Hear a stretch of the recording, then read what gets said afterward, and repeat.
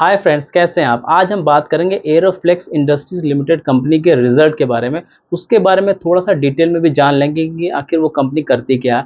अगर हम एरोफ्लेक्स कंपनी की बात करते हैं तो 1993 में ये कंपनी स्टार्ट हुई थी, यानी कि हम बोल सकते हैं कि एक पुरानी कंपनी, एकदम न्यू कंपनी हम इसको नहीं बोल सकते हैं। यानी कि अच्छा खासा एक्सपीरियंस है इस कंपनी के बाद।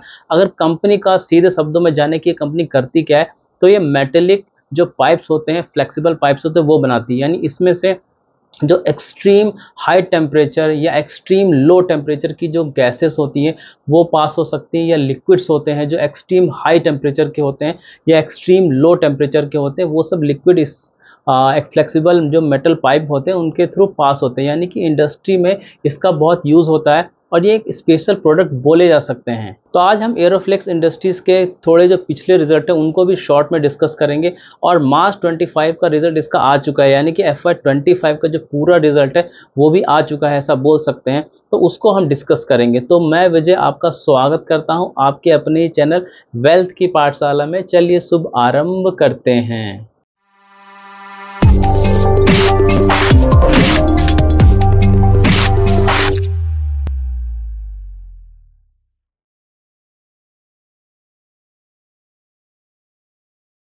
तो अगर इस कंपनी के हम पिछले कुछ क्वार्टर्स के रिजल्ट की बात करते हैं, तो अगर मार्च 24 यानी लास्ट ईयर के रिजल्ट की बात करते हैं तो वो कुछ खास नहीं रहा था। उसके बाद अगर जून 24 के रिजल्ट की बात करते हैं तो वो भी एवरेज रिजल्ट आए थे। उसके बाद अगर सितंबर 24 का रिजल्ट की बात करते हैं तो वो ठीक ठाक आए थे, लेकिन बहुत ही बेहतरीन नहीं आए थे। तो उसी के चलते इसका स्टॉक थोड़ा सा रेंज बाउंड में ही चल रहा था। लेकिन उसके बाद अगर दिसंबर 24 यानी लास्ट क्वार्टर की बात करते हैं तो रिजल्ट काफ़ी अच्छे आए थे।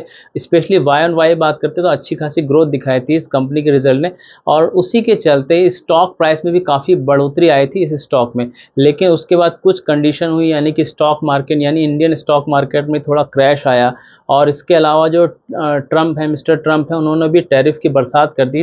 तो ये कंपनी की अगर बात करते हैं, इस पर टैरिफ का बहुत ज़्यादा असर इसलिए पड़ा है क्योंकि अगर ये कंपनी की बात करें तो एक्सपोर्ट ओरिएंटेड कंपनी है, और उसमें से भी जो ये एक्सपोर्ट करती है उसमें से 65% जो एक्सपोजर उसका है वो यूएसए के लिए। यानी कि यूएसए ही अभी टैरिफ की बरसात कर रहा है, और इसी कंट्री में इस कंपनी का जो है 65% एक्सपोजर है एक्सपोर्ट का। और इसी के चलते इस कंपनी के शेयर प्राइस पे भी काफ़ी प्रेशर देखने को मिला है, स्पेशली ट्रंप के टैरिफ वॉर के बाद में।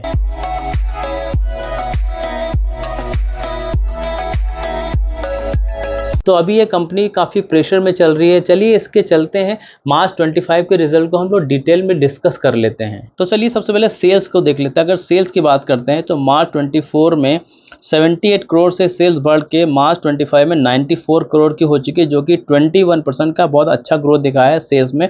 वाई ऑन वाई इस कंपनी ने अच्छा किया है। लेकिन अगर हम क्वार्टर ऑन क्वार्टर यानी कि दिसंबर 24 में 97 करोड़ से घट के 94% हो गए, जो कि 3% का डी ग्रोथ है। बट मेरे हिसाब से ये मेरा पर्सनल मानना है कि वाई ऑन वाई को हमें ज़्यादा इंपॉर्टेंस देना चाहिए compare to quarter on quarter. तो यहाँ पे हम वाई ऑन वाई सेल्स की पैरामीटर में हम इसको फुल मार्क्स दे सकते हैं, क्योंकि 21% एक अच्छी ग्रोथ मानी जा सकती है। अब अगर कंपनी के प्रॉफिट यानी मेन तो प्रॉफिट ही होता है, उस पर अगर आते हैं तो मार्च 24 में 10 करोड़ से बढ़ के मार्च 25 में 11 करोड़ हो चुका है, जो कि 10% का एवरेज ग्रोथ है। इसको बहुत अच्छा ग्रोथ तो नहीं बोला जा सकता है। तो उसी तरीके से अगर क्वार्टर ऑन क्वार्टर देखें तो 15 करोड़ से घट के 11 करोड़, जो कि 27% की डी ग्रोथ है। यानी हम बोल सकते हैं ओवरऑल प्रॉफिट के मामले में इस कंपनी ने बहुत ज़्यादा अच्छा तो नहीं किया है।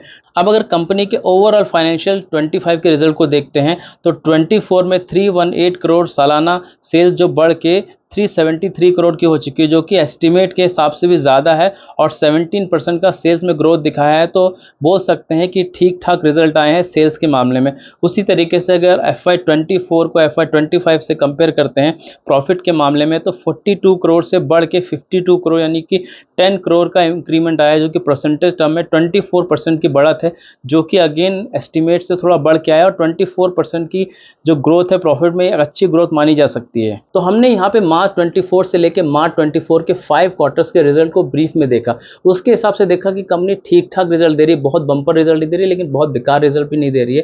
प्लस यहाँ कुछ और पैरामीटर देख लेते हैं, चलिए शेयर होल्डिंग में देख लेते हैं। तो इतने सारे क्वार्टर को अगर देखा जाए तो प्रमोटर की होल्डिंग में कोई भी असर नहीं पड़ा, अराउंड 66.9% की प्रमोटर की होल्डिंग है।